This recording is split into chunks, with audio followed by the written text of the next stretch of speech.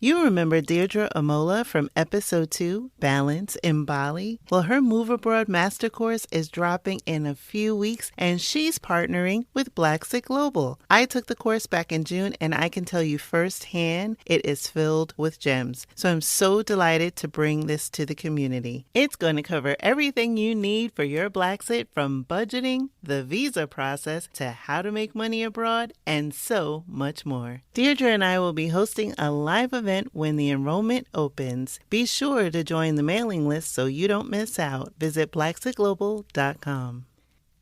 Close your eyes and imagine living a life you love, unapologetic and unbothered, free from daily microaggressions from Karens and Kens, free from the fear of police brutality and systemic racism. Wouldn't that feel amazing? Now open your eyes. What if I told you that it's possible? Hear inspiring stories and get the actual blueprints from brothers and sisters of the diaspora who are living out their wildest dreams abroad. You've heard the term. Now be inspired by the movement. I'm Krishan Wright, and this is Blaxit Global. Valerie Weyland embodies the phrase bloom where you are planted. She's a business owner, meditation facilitator, health and wellness coach, and a reiki healer. As an avid lover of all things spiritual, Valerie believes that there's an abundance of beauty all around us. We simply need to open our heart to truly experience it. Today, I have the pleasure of welcoming her to Blaxit Global all the way from Perth, Australia. Welcome to Blaxit Global, Valerie. Thank you. I'm so excited to be here today. Before I start, I would just first like to acknowledge the traditional custodians of the land that I live on today, the Whadjuk people of the Noongar Nation, past and present, acknowledging that this always was and always will be an Aboriginal land. I think it's always important to acknowledge that wherever we go, there are traditional custodians and Indigenous people that have lived there for thousands and thousands of years. And so I am incredibly grateful to call this place home. Oh my gosh, I'm so looking forward to us chatting today. Tell me about your life growing up in Inglewood. I'm from Inglewood, California.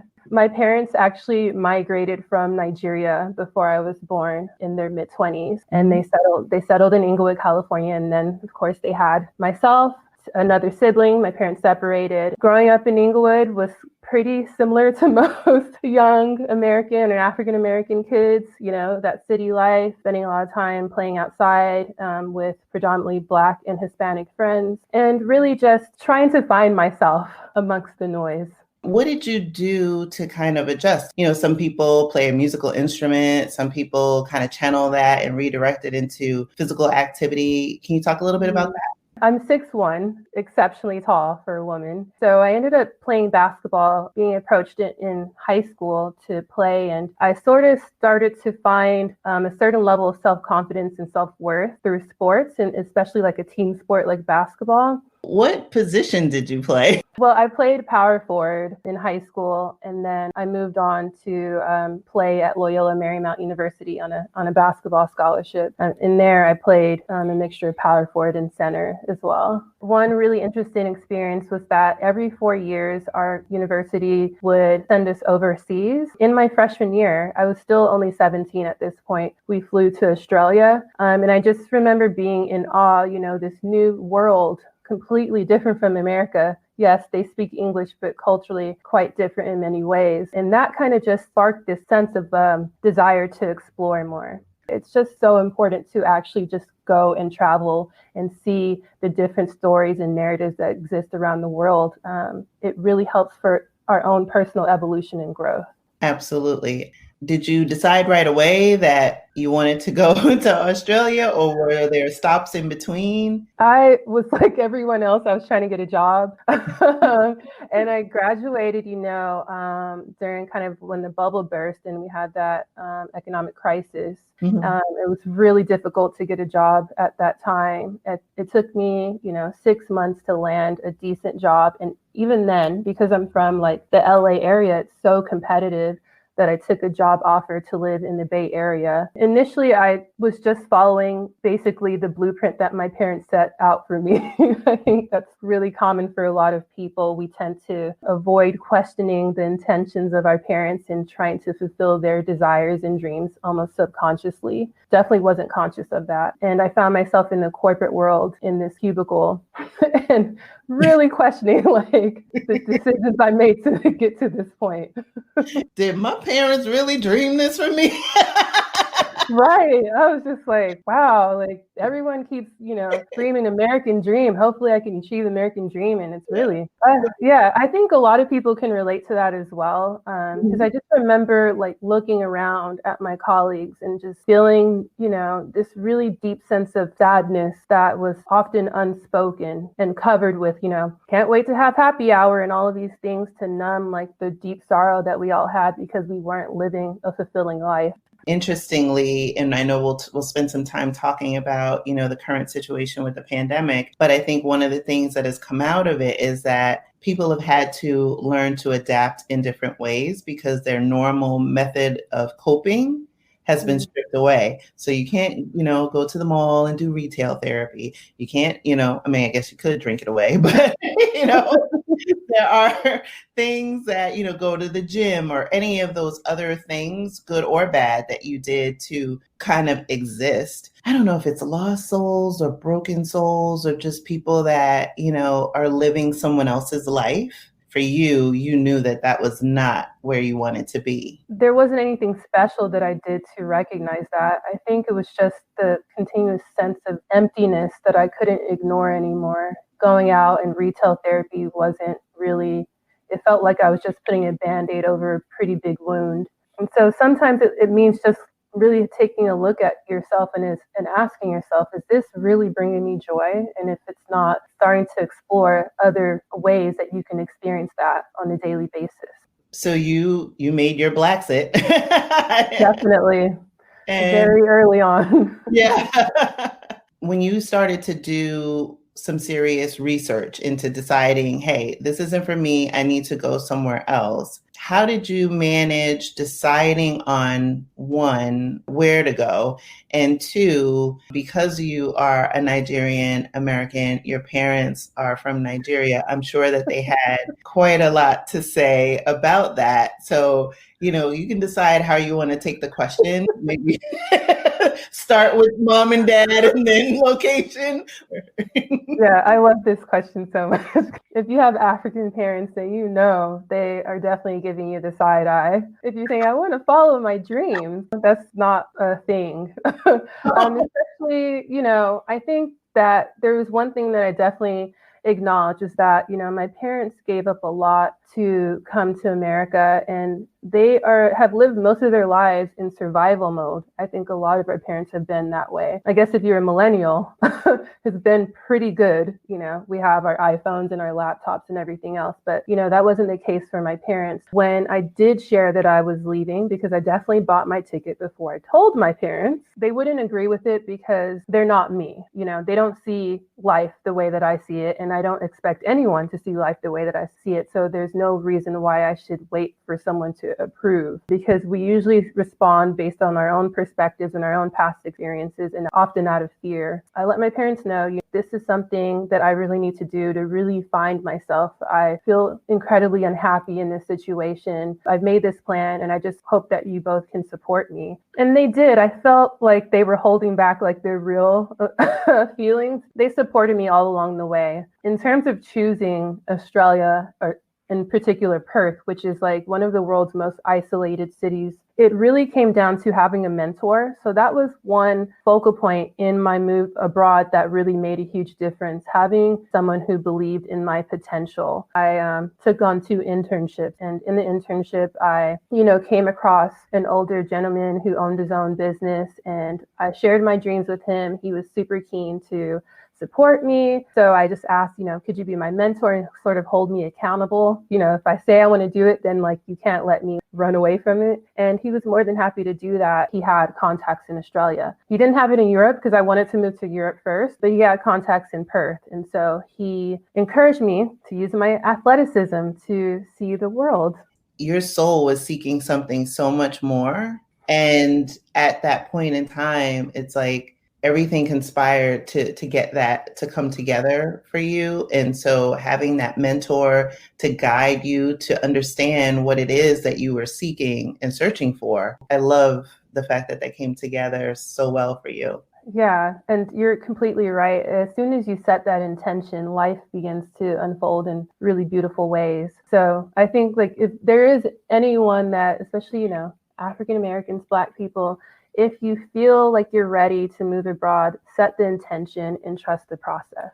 From a cultural perspective, and I've only been to Australia one time, and that was earlier this year before the lockdown. It's a different culture. Like you're right. It's similar to America in that they speak English, but there are cultural differences. There are Aboriginal people there. Given our original conversation, I was really interested in learning more about the Aboriginal people. They're like the second oldest population outside of Africa. 75,000 years. So that is so much history there.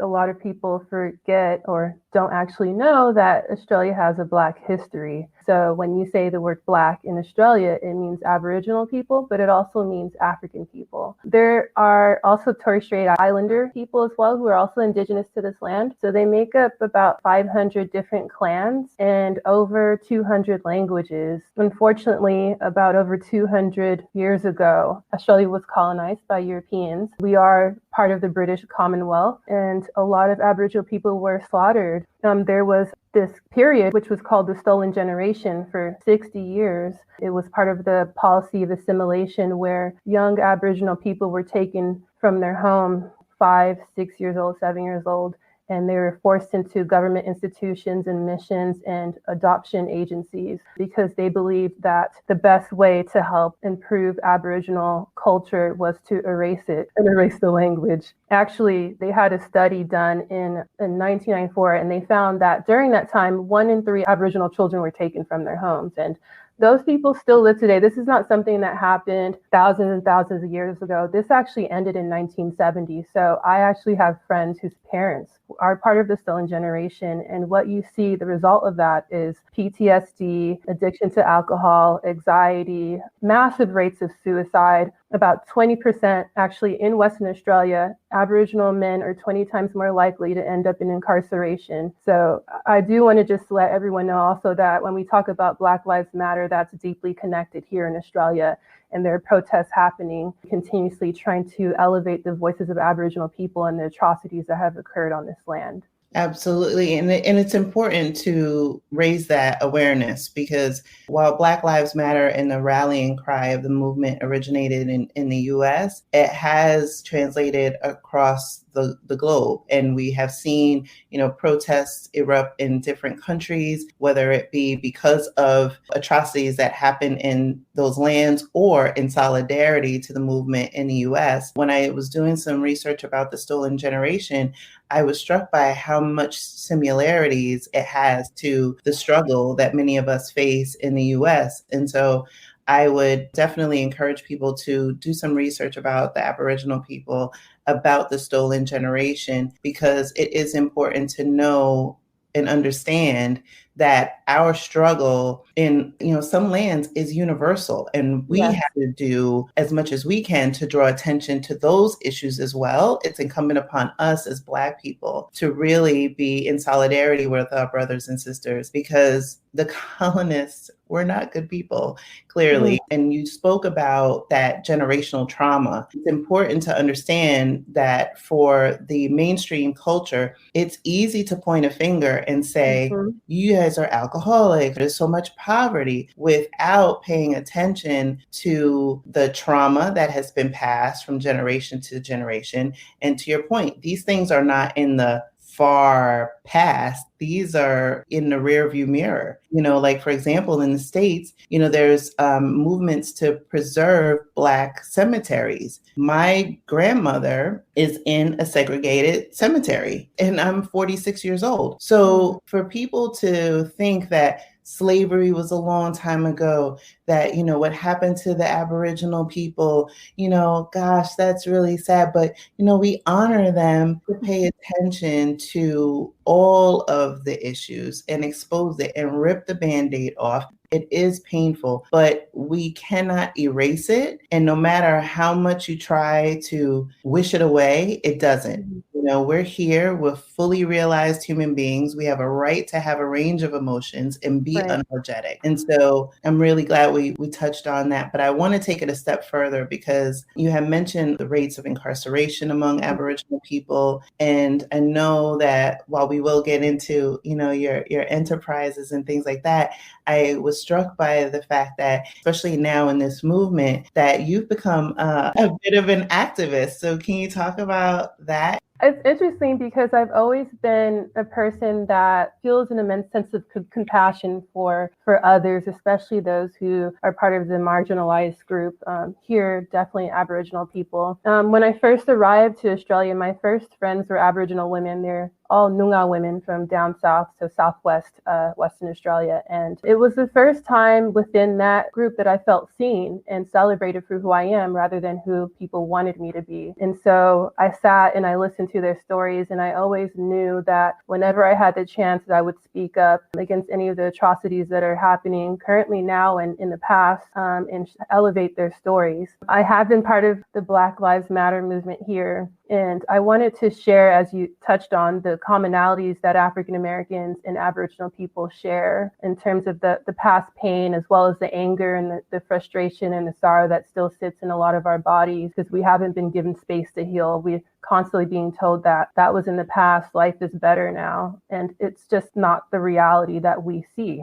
And I think that's a nice segue into, your venture. Yeah, so Brown Girl Bloom actually started as a Brown Girls Network in 2017.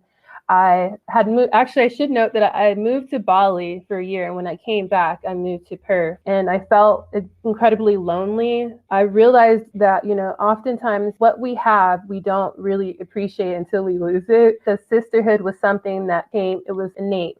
I always had friends, but when I came back to Perth, I felt that I was a bit disconnected from the Black community in particular. So I decided to create a space for new connections to form. In my own kind of spiritual journey of self-awareness and awakening, I realized that, a lot of us need to, I have a shirt here that says breathe. We need to acknowledge our emotions and our pain so that we can begin that journey, as you said, of healing. And what I noticed here in Perth is that most of the space, all of the spaces were very white. And there's nothing, I have nothing against anyone that's creating a wellness space, but I felt like there was a significant lack of representation for Black women, women of color, and I wanted to create a safer space for us to heal collectively without feeling like our feelings will be diluted because someone wants to diminish them because they themselves don't want to feel bad. Exactly. Representation matters. More often than not, we don't see ourselves in that. I love that you recognize that it was important to provide that space. So talk a little bit about how you kind of cultivate that community. Well, it starts from within. So as my healing journey continued on, I began to just intentionally visualize connecting with like-minded women. And so when I created Brown Girl Bloom, it was almost natural that women felt drawn to it because of just that positive and abundant energy that they felt. And I started like everyone else usually starts, or if they are thinking about it, definitely Facebook groups are the way to go. And just consistency and commitment were the two things that really helped for Brown Girl Bloom to evolve into what it is today, with over 300 members. That is amazing. And you're right, it's the power of social media as much as it has its challenges. So I think there are opportunities to find community. Your vibe attracts your tribe. And so I'm a firm believer in that. And that's evident with Blaxit Global. A lot of ways this whole original project, if you will, kind of came together out of response to what's happening in the state, the death of Ahmaud Arbery, Breonna Taylor, George Floyd, and even after George Floyd's atrocious murder, Rayshard Brooks, and so the list goes on, and needing to channel all of that and create community. I created two groups. One is called SAFE, see African faces everywhere. And then the natural evolution of that for me was I've been on this journey to do my own Blaxit in 2023 when my daughter graduates high school. It was an outlet. And, now lo and behold, is like more people come and all of this, the podcast, all of these things kind of blossomed and bloomed. And you're blooming in some more ways as well. As I was reading your bio and doing research. And let's talk about Ayune Hair.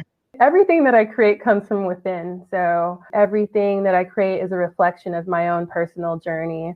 Ayune Hair was born in Indonesia when I was extremely isolated and all I could do was be still. I realized that we're all interconnected. There's a lot of spiritual energy in Bali, interestingly enough, and I think that's probably why people are so drawn to it. I realized that I could align my own journey of growing and blooming with the concept of beauty and sort of shift it to show that there are layers to what beauty is. And I wanted to do that through a few ways. So one, selling ethical hair extensions. In the hair extension industry, oftentimes profit is more important than purpose. For me, purpose is everything. And so I understand that my actions impact others. So I wanted to sell hair extensions that actually empowered women rather than disempowering them. And also, I just shared the different stories of the beauty in Black women in particular. So I like to play in those two things.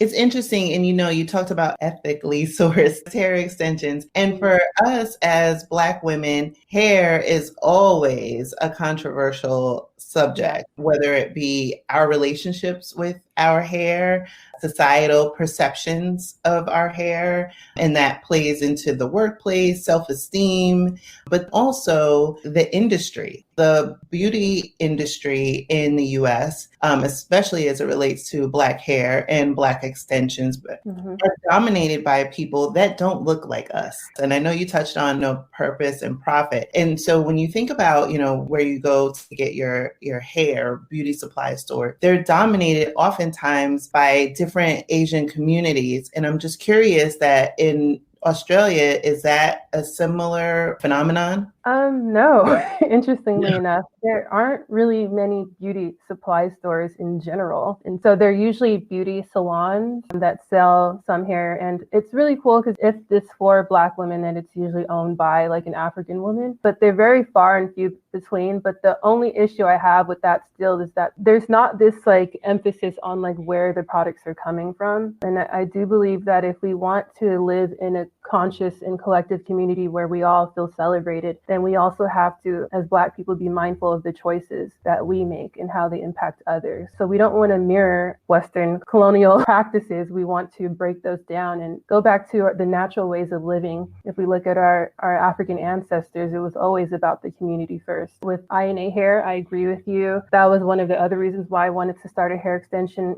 business, was because it is almost like completely owned by men, and a huge percentage is owned by Chinese and Korean men.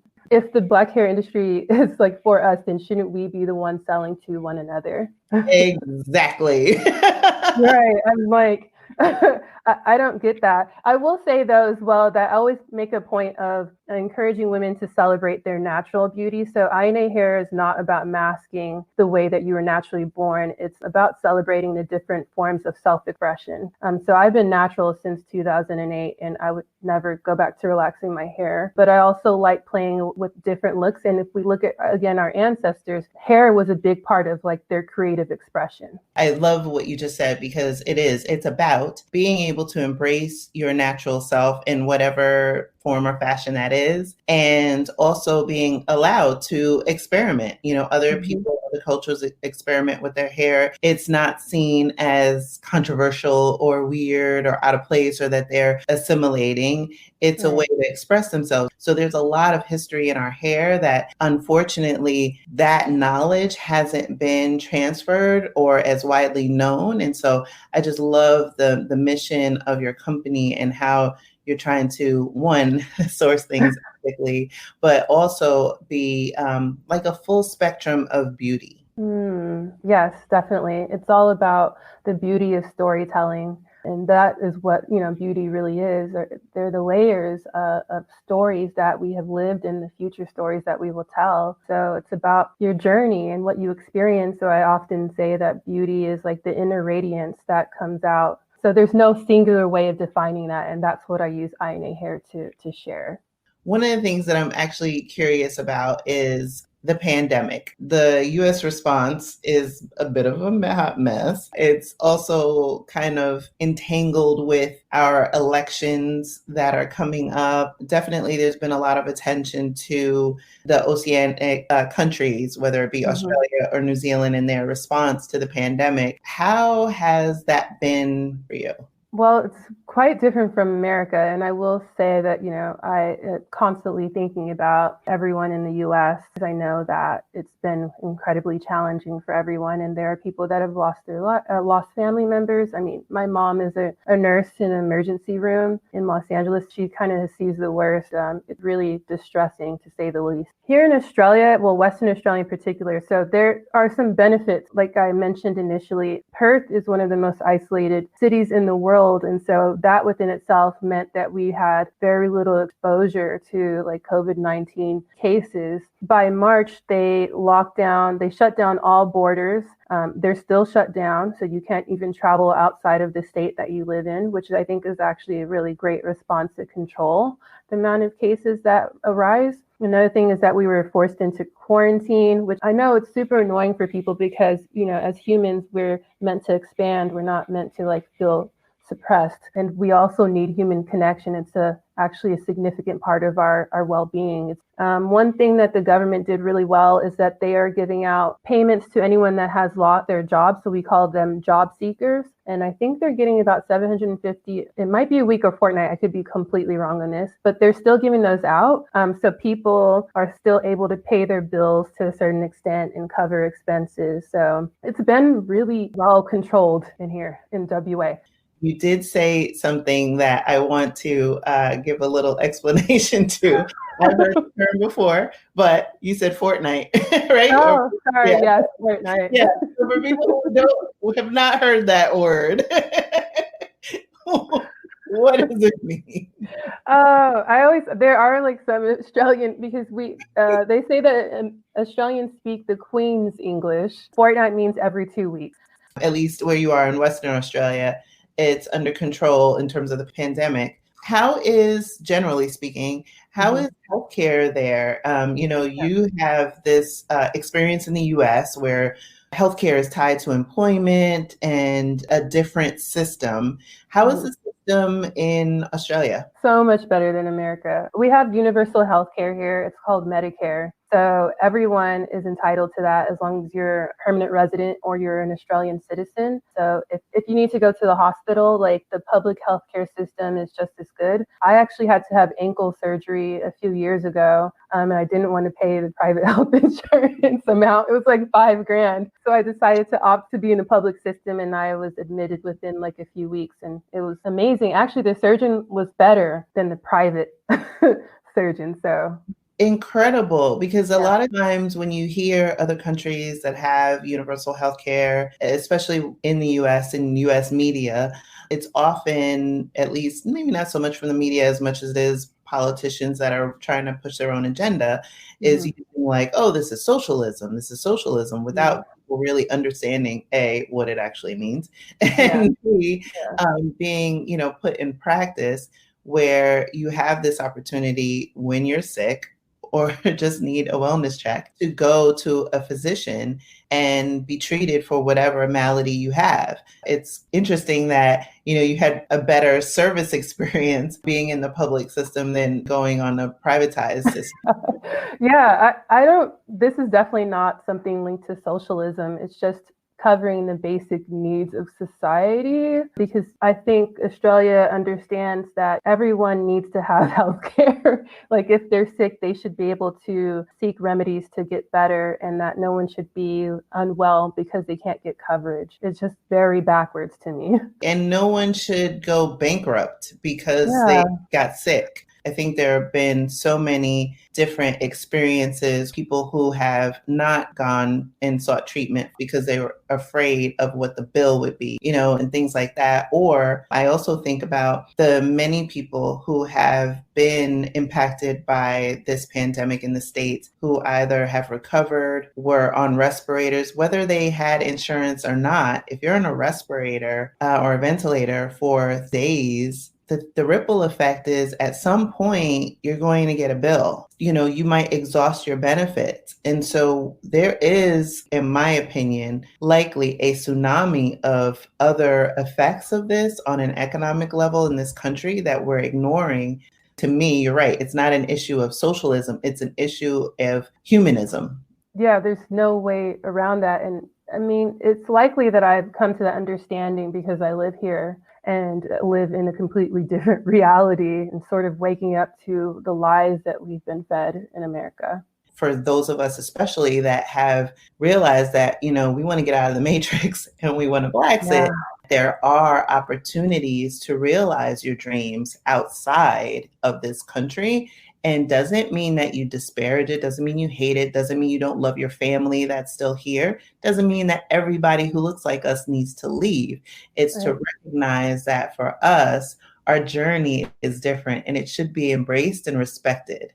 Yes, I completely agree with you. It's almost like leaving creates a blank canvas to really discover who we really are beyond the ideologies of the American culture. And you're quite right. It doesn't mean that, personally, I don't despise America. I love being American. I love, where I grew up. I just felt like it was no longer serving me as I began to evolve. And I think that a lot of people are waking up to that now.